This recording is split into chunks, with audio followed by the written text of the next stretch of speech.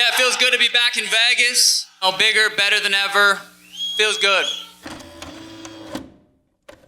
The press conference, he's like, no one got to say anything. Well, who do you feel like didn't? Well, the star who's going to be the next Conor McGregor, who just doesn't get any. Where's the promotion for that fight? I put it on Sean, dude, because the one thing that I've always critiqued about him is his answers are really kind of boring, aren't they? Mic. Yeah, it's like there were a couple good moments, like a couple one-liners or something like that, but for the most part, he was like, "Yeah, I'm gonna go in there, I'm gonna beat him." It's like, oh, okay. He does just like downplay everything, knock him doesn't out. he? He's like the ultimate like just. He's just like, I just middle of the smoke weed road. and I'm chill, so I'm Yeah. just gonna say one sentence. But it's okay because I knock people out. It's funny, anytime he mentions Aljo, Merab gets really angry. So I like that. The Michael Jackson jacket was a nice plus to throw back to I wish that Merab moment. came out on stage wearing it as well, and they just ended up wearing the same thing like the whole time. Merab looked a little, I don't know, he was fumbling over his words. That might be because he's wouldn't speaking shut English. The fuck up. Well, He he's was getting chatting booed. shit for What? ages. Okay, He got you asked, are like, two you are that questions. casual fan that was shouting at him, "Shut the fuck Yeah, up!" while he was but speaking. he was just rabbing it on, for so long about nothing. I like Merab. I enjoyed hearing. I what I he was had to so say. surprised he got booed I that like much, him. right? It makes sense, but like, He was getting chanting from his little Georgian unit down the front. I don't That know. was I cool. heard a ton of boos, right? Yeah, I heard a ton of boos. Yeah. I think that's what was messing him up is the fact that he Yeah. was trying to talk over that. But didn't He was they- trying to ignore it. And then Sean was and like, literally, you "Next could hear question." people in the crowd. They were like, "Shut the fuck up, Merab!" Yeah, they said that. Like- Those happy dad motherfuckers out here. Didn't Dana subtly tell him to move on as well at one point? I know, He was like, but "Next question," Sean and then did that. Merab just That kept was going. Sean. No, that was Sean. really? Yeah, Yeah, that Sean fucking was just like, simple. next question. Oh. They were definitely a pro Sean crowd. I was actually kind of surprised to see Yeah, that. In Vegas. I was because I was like, oh yeah, Miami. Everyone loves Sean in Miami, but apparently they love him in Vegas as well. They love him everywhere, so it makes sense. I do think they're way overblowing. Are you going to be the next superstar type kind of thing? I don't know, but making comparisons to Conor and stuff like that is just silly at this point. We'll know it. We won't have to ask the question. With Conor, we knew it. One of the problems now is we don't have pay-per-view sales, right? But to be fair to Sean, he's the guy who was chosen for this card, which is going to break their 20 million, limit. I think this is very much going to be a post-show thing. It's like we're going to look back at this and it's going to be like this great event and hopefully there's loads of spectacular finishes and it's all tied together with these cinematics and stuff. But going into it, it's like some of these people are debuting or like coming off their debut and it's like... I think if you don't know them yet, like whose fault is that? Is that because maybe they've not done enough to get well known, or maybe because they haven't had a big spot like this? After Saturday, you might be talking about old Daniel Zellhuber, whatever his name is. Zellhuber. No, don't call him Zellhuber. All right, it's fine. I know about Zellhuber. Yeah, I've but seen him fight a lot. There's also that other guy who's 11-1. I can't remember his name. Exactly. It begins with an A in it. It's not an Alvarez, but he's up there. But I'm just saying. But that's the point. No, that's my point. You might not know who they are. That's also my Yeah, point. but that's also my point. I didn't disagree when I said I think they'll be good fights. It's just like getting you into them. It's like, Right, but like, hopefully after Saturday night, you're going to remember who they are, is the point. yeah, it's the biggest stage. It's the time to become a star. If you can outstar Sean O'Malley in some fantastic way, if you come in and you go for a decision, it's like, nah, you got to go nuts in this fight. Well, is this the first card in ages, actually, where you look at it and you go, do you think this could be an event that could set up a precedent for having events that maybe aren't the biggest names ever, but creating stars? And this is the future of creating those stars. I think creating stars is kind of the point of this, right? There's no real Mexican stars, apart from maybe Grasso. No, but that's what he's saying, is to create stars. And now they've got a bunch of Yeah, but guys if- in the fucking chamber if and they're about this to was- shoot them all in your fucking eyes if on you're- Saturday night. They've loaded them up. Right. They fucking clip loaded them. And they're going to Yeah. spray you with Mexican Okay, talent. you might get fun fights with Mexicans in, but like if you're the UFC and you spend millions and millions, you want Yair, you want Moreno, you want Grasso, you want fucking Cain Velasquez if he was still Okay, around yeah. fighting. Okay, Kane's fine, but But yeah, you want okay. all your Mexican. Why is Canelo doing it on Noche as well? Because he's the fucking biggest Mexican star ever. Obviously, but But I'm just that's why it's not about we're doing this to prop up our Mexican prospects. They're not. They're doing it to if you line their did this fucking show, pockets with a strong thing. if you did this show last year with Mexican talent, yeah, when they had 3 champions, that would have been fucking incredible. yeah, but you wouldn't have any. You don't have as many potential stars. They would have been there. They would have got them in. Well, to be fair, last year was Dana pretty has been good. doing this the year fucking- before that. Yeah, Dana's been doing this PI for fucking years because he's like, there's so many Mexican Yeah, fighters I yeah. want in the UFC. They would have got him in. Yeah, So but are you I making feel- the argument that these guys are all fresh signees and that they No, never existed no, and the UFC no, wasn't no, signed no, no. with them I'm all making anyway? the argument that they're ready to go. They're fucking ready to go. They're ready for the world to have some eyes on them. They've been tested. They've had some good fights. It's They're a ready to massive go. opportunity. Someone like Zellhuber, he's Yeah. a finisher. You could see him on any fucking Vegas fight night. This now is the chance, like I said, to become the biggest star on the show. Well, to go back to your point, like what everybody talks about, it should be about the fights. I think that that's half true. Because the thing is, what do we complain about every single week? The apex. And the fact that there is no atmosphere. I think it's just like anything else, especially the entertainment side of the contingent. It's just like, oh, it's more entertainment than sport, and they prefer it that way. I'm surprised I'm not hearing from those people more about how amazing this is. Because the truth is like, yeah, we all remember those moments way more when the fans got into it. I think it'll make the moments more special, you know? And if the fights suck, I guess it'll accentuate that as well. That's the double-edged sword of it. But if you have this, you know, amazing knockout at the top of the card where Merab lands a right hand that just decks Sean O'Malley like we're all Yeah, predicting. We're all predicting that'll that.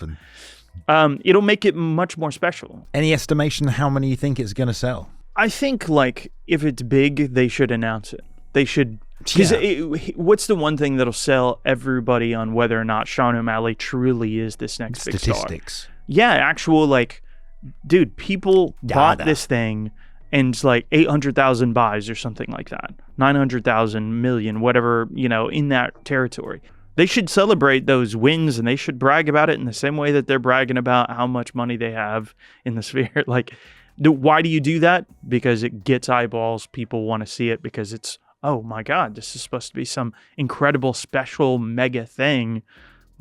Show me that it worked as well. Yeah, I feel if you're a bloke down the pub, what are you gonna? You're just gonna say, "Oh, yeah, you've seen UFC's in the Sphere this week." This is what I was about to say. Who's even at the Sphere? It's like, how does this translate outside of the MMA audience? You know, like if you've got a name that's recognizable in the household, that's enough to get a general person to buy a pay-per-view. But just having a unique venue might not be enough to get casual interest. It's definitely enough for us at home to be like, oh, this is a unique pay-per-view. We're going to watch this one. But to pull in other people in the same way something like UFC 300 did. But I think Luke's right. Like, how do you convince your mate down the pub? Yeah, I think UFC Without 300 the is fighters. easier because you could say to someone, "Trust me, it's got like all the best fucking fighters on it. It's going to be sick." Whereas this one, you'd be like, "Oh, you know Sugar Sean, didn't you? You've seen him before." Like that. That's the To kind some of bloke down the pub. yeah, Sugar like, Sean. That's right, because like that's Sounds like an their, Amsterdam dancer. It's like Tenerife. Yeah. It's like Sphere first, and then the fallback is Sean O'Malley's fighting. So, oh yeah, I really like his fights. And then it's like, who's he fighting? It's like, oh yeah, he's like some guy. He's, The Georgian. yeah, he's number one, but he's like a wrestler, so that'd be a good fight. And then below that, it's kind of like there's not much else to sell it. Do you get this like a fair amount, League? Because it's Down the pub. interesting. Yeah, when He's you breaking it down well, isn't he? Because it's interesting you mentioned that. Is because I had the exact same conversation with someone where the dude was like, "So, what do you think about the UFC right now then?" But it's just like that guy who didn't know anything about MMA or the UFC was asking me what I thought about it because he didn't think anything about it. Yeah. Which I thought was interesting. Yeah, really interesting. I don't think we obviously don't have that star, and they're trying to push Sean to be this thing.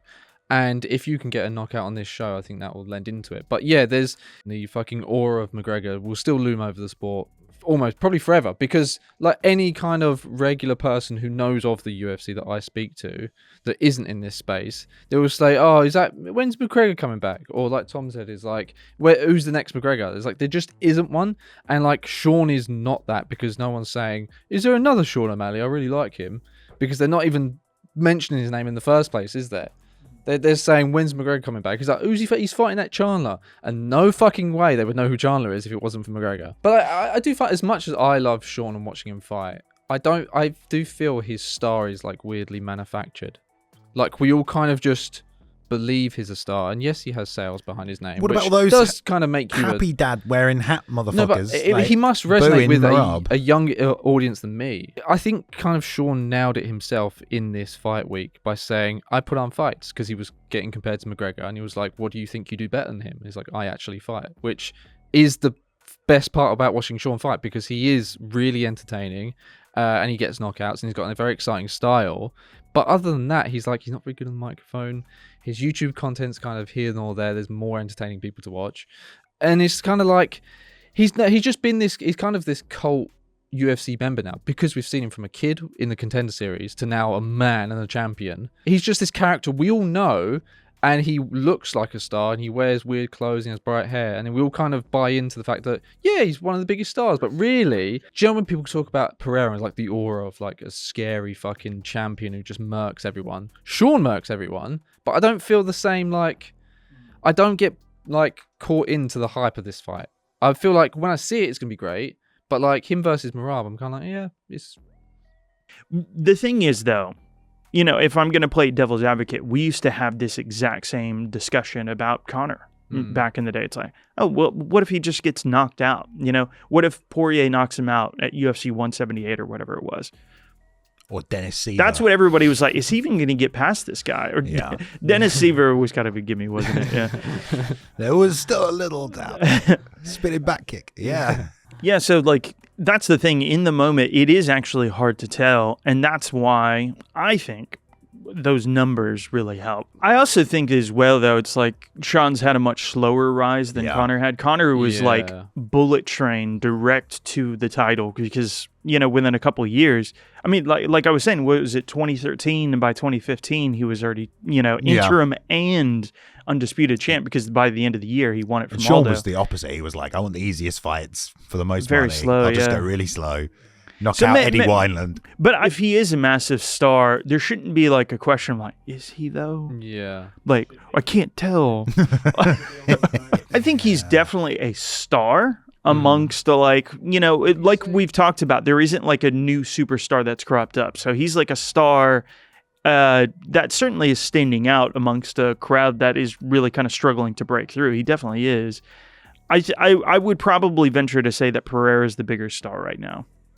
I think he has the mystique, doesn't he? He has the aura. People like know that he's going to have some calamity type finish, and people want to see that. Whereas Sean is like, he pieced up Cheeto in an amazing way, but it was a 5-round fight where he looked like, some people skeptical could say, that he couldn't finish it. But we know, you know, He's really good at finishing blokes. Yeah. Cheeto's an exceptionally tough guy. But let me put it this way for you, and this will be my final point. If you say what you say you are, a superstar, I don't know the rest of the lyrics. Have no fear. Have no fear. Sean O'Malley is here. Great. $2.99, and you can watch every single blunder I made, and you guys were perfect. Well done. No, we weren't.